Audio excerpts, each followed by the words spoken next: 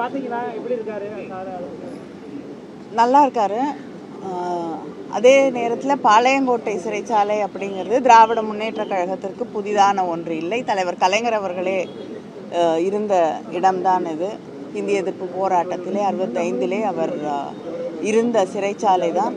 அதனால் திராவிட முன்னேற்ற கழகத்தில் இருக்கக்கூடியவர்கள் யார் இந்த சிறைச்சாலைக்கு வந்தாலும் அதை பெருமையாகத்தான் நினைப்பார்கள். அதனால் எங்களுடைய சட்டமன்ற உறுப்பினர் மார்கண்டேயன் அவர்கள் அதை பெருமையாகத்தான் ஏற்றுக்கொண்டு இங்கே இந்த சிறையில் இருக்கிறார். அது மட்டும் இல்லை, இந்த மாதிரி அச்சுறுத்தல்களுக்கு, வழக்குகளுக்கு, கைதுகளுக்கெல்லாம் பயப்படக்கூடியவர்கள் திராவிட முன்னேற்ற கழகத்தில் யாருமே கிடையாது.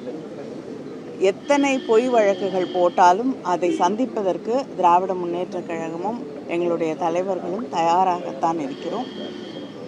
சட்டம் ஒழுங்கு இன்னைக்கு தமிழ்நாட்டில் எந்த நிலையில் இருக்குன்னு நம்ம அத்தனை பேருக்கும் தெரியும். இன்னைக்கு காலையில் கூட ஒரு பெண் மிக மோசமாக பயங்கரமாக கொலை செய்யப்பட்டிருக்கிறார் அப்படிங்கிற ஒரு செய்தியை நம் ஊடகங்களிலே பார்க்கிறோம். ஒவ்வொரு நாளும் பெண்களுக்கு எதிராக, குழந்தைகளுக்கு எதிராக குற்றங்கள் நடந்து கொண்டிருக்கிறது.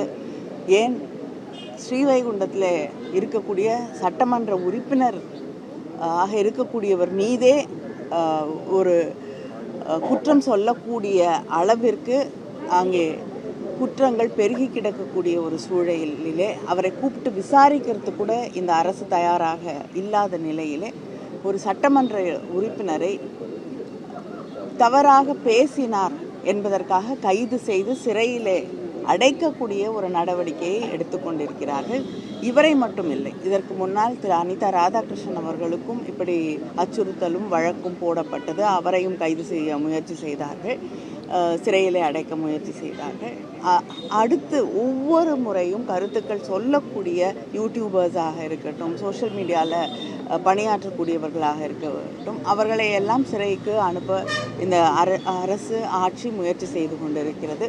தாவேகா ஜனநாயகத்திலே கொஞ்சமும் எங்களுக்கு அக்கறை இல்லை, நம்பிக்கை இல்லை, மக்கள் மீது எங்களுக்கு எந்த கவலையும் இல்லை என்று தன்னுடைய காவல்துறையை இப்படி எதிர்க்கட்சிகளை அடக்குவதற்கு மட்டுமே பயன்படுத்தி கொண்டிருக்கிறது. அவரை கொலை செய்து விடுவோம் என்பது பேசினதான் நாங்க நடவடிக்கை எடுத்தோம் சொல்லி நிர்மல்குமார் சொல்றாரு. இல்ல ஒரு நிமிஷங்க, தாவேகாவை சார்ந்தவர்கள் எங்களுடைய முதலமைச்சர் அண்ணன் தளபதி அவர்கள் ஆட்சி பொறுப்பில் இருந்த காலகட்டத்திலே அவரை எவ்வளவு விமர்சித்து பேசியிருக்கிறார் அப்படிங்கிறதெல்லாம் நாங்கள் பார்த்துருக்கோம், நீங்களும் பார்த்துருக்கீங்க. அப்பொழுது திராவிட முன்னேற்ற கழகம் இப்படிப்பட்ட நடவடிக்கைகளிலே ஈடுபடவில்லை. இவங்க ஈடுபடுறாங்கன்னா இது எதனுடைய வெளிப்பாடுன்னு பார்க்குறீங்க? அவங்களுக்கு ஜனநாயகத்தில் நம்பிக்கை இல்லை. யார் தன்னை விமர்சனம் செய்தாலும் அதை ஏற்றுக்கொள்ளக்கூடிய ஒரு மனப்பக்குவமோ மனப்பான்மையோ அவர்களிடம் இல்லை. அவங்க யாருக்கு பயந்து கொண்டு அரசியல் செய்கிறார்களோ அதே வழியிலே தான் அவர்களும் அரசியல் நடத்தி கொண்டிருக்கிறார்கள். நீட் தேர்வை கண்டித்து சென்னையில் அவர் ராப் பாடகர் அறிவு அப்படின்னு சொல்றவரை ஈடுபடுறதுக்காண்டி கைது பண்ணியிருக்காங்க. இதை நீங்க நான் தான் சொன்னேன்ல, யாருக்கு பயந்து கொண்டு அவர்கள் ஆட்சி நடத்தி கொண்டிருக்கிறார்களோ அவங்களுக்கே தெரியும். யாருடைய பேரையே சொல்லாம தொடர்ந்து பேசி கொண்டிருக்கிறார்களோ, பாஜக என்ற பெயரை சொல்லுவதற்கு கூட தயக்கத்தோடு ஆட்சி நடத்தி கொண்டிருக்கிறார்களோ அவங்களுக்கு எதிராக தெருக்குறள் அறிவு அவர்கள் ஒரு கருத்தை பதிவு செய்யும் பொழுது, போராட்டத்தில் ஈடுபடும் போது, டெல்லியிலே இன்னைக்கு எப்படி அங்கே மாணவர்களுடைய போராட்டம் கையாளப்படுகிறதோ அதே வகையிலே இங்கே போராடக்கூடியவர்களை இந்த ஆட்சியும் தாவேகா ஆட்சியும் கையாண்டு கொண்டிருக்கிறது.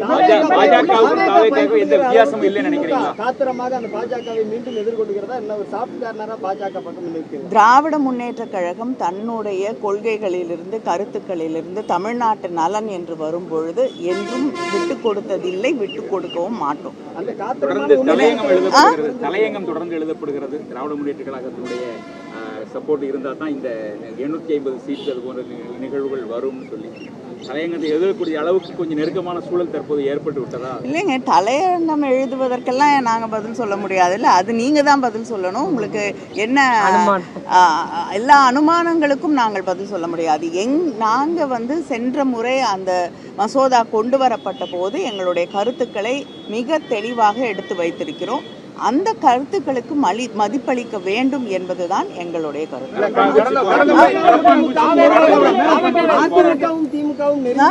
அதிமுகவும் திமுகவும் ஒத்த கருத்தோடு நெருங்கி வர்ற மாதிரியான சூழ்நிலைகள் தமிழ்நாட்டு அரசியலில் ஏற்பட்டிருக்கிறதா சொல்லப்பட்டது.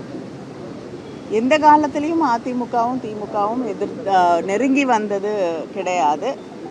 சில நேரங்களிலே தமிழ்நாட்டிற்காக போராடக்கூடிய சூழலிலே கடந்த காலங்களில் கூட தமிழ்நாட்டின் உரிமைகளுக்காக, நதிநீருக்கான அந்த கோரிக்கைகளுக்காக இணைந்தே சென்று பிரதமரை சந்தித்திருக்கிறோம். ஒன்றாக கூட்டங்கள் நடத்தப்பட்டிருக்கிறது. தமிழ்நாட்டின் உரிமைகள் என்று வரும்பொழுது திமுக அதிமுகன்னு மட்டும் இல்லைங்க, எல்லா கட்சிகளுமே ஒரே குரலில் ஒருமித்த கருத்தோடு பேச வேண்டும் என்பதுதான் திராவிட முன்னேற்ற கழகம் தொடர்ந்து வலியுறுத்தக்கூடிய கருத்து. நிச்சயமாக ஏற்றுக்கொள்ள முடியாது. நான் நேற்று கூட என்னுடைய கருத்தை பதிவிட்டிருக்கிறேன். மாணவர்களுடைய போராட்டம் தொடர்ந்து திராவிட முன்னேற்ற கழகம் நீட்டுக்கு எதிராக எங்களுடைய கருத்துக்களை நாங்கள் பதிவிட்டு கொண்டிருக்கிறோம். அது மட்டும் இல்லாமல் தொடர்ந்து அதற்கு எதிராக நீட் என்பது கைவிடப்பட வேண்டும் என்பதுதான் திராவிட முன்னேற்ற கழகத்தின் தொடர்ந்த கருத்தாக இருக்கிறது. அப்படிப்பட்ட ஒரு சூழலில் மாணவர்களுடைய எதிர்காலத்தையே பாதிக்கக்கூடிய அளவிற்கு இந்த கொஸ்டின் பேப்பர் லீக்ஸு, பரீட்சைகள் சரியாக நடத்தப்படுவதில்லை என்ற சூழலிலே மாணவர்களுடைய போராட்டத்தை ஒடுக்க வேண்டும் என்பதற்காக அவர்கள் மீது வன்முறை கட்டவிழ்த்து விடப்படுவது என்பதை ஏற்றுக்கொள்ள முடியாது என்பதை திராவிட முன்னேற்ற கழகம் தெளிவாக எடுத்து சொல்றாங்க. அவருடைய உடல்நிலை, மனநிலை நன்றாக இருக்கிறது. பிளே ஸ்டோர் மற்றும் ஆப் ஸ்டோரில் இருந்து பாலிமர் செயலியை QR கோடு மூலம் பதிவிறக்கம் செய்யுங்கள். செய்திகளை உடனுக்குடன் பெறுங்கள்.